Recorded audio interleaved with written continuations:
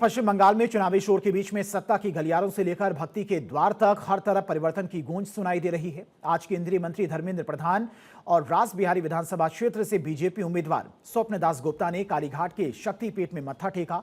मंदिर की घंटियों के बीच में धर्मेंद्र प्रधान ने बंगाल की खुशहाली के साथ साथ परिवर्तन की मन्नत मांगी। मंदिर से बाहर निकलते ही केंद्रीय मंत्री के तेवर कड़े नजर आए। उन्होंने साफ शब्दों में कह दिया कि बंगाल की जनता अब किसी के डर में नहीं बल्कि बदलाव के मूड में है। उन्होंने चुनाव आयोग की निष्पक्षता पर भरोसा जताते हुए टीएमसी के आरोपों को सिरे से खारिज कर दिया।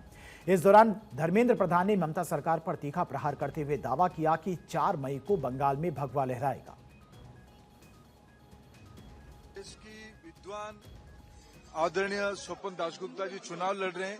स्वपन दासगुप्ता जी न केवल एक पत्रकार है, देश की एक मौलिक चिंतक है। उनकी जैसे व्यक्ति बंगाल में परिवर्तन के लिए, बंगाल की जनता परिवर्तन की ओर आगे बढ़ रहा है।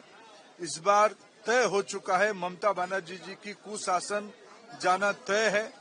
भय मुक्त बंगाल चाहिए, युवाओं के लिए चाकरी चाहिए, महिलाओं के लिए सुरक्षा चाहिए, घुसपैठी नहीं बंगाली राज चाहिए।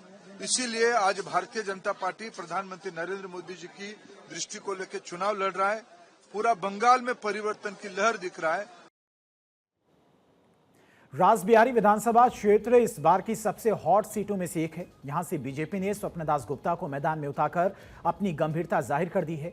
धर्मेंद्र प्रधान खुद यहां घर घर जाकर लोगों से संवाद कर रहे हैं। उनका मानना है कि शिक्षित और जागरूक रासबिहारी की जनता इस बार विकास और राष्ट्रवाद के नाम पर बटन दबाएगी। धर्मेंद्र प्रधान का यह दावा कि 4 मई को नई सरकार होगी बंगाल की राजनीति में खलबली मचाने वाला है। सवाल ही कि क्या कालीघाट का आशीर्वाद और रासबिहारी का समर्थन बीजेपी को कोलकाता के इस किले में जीत दिला पाएगा।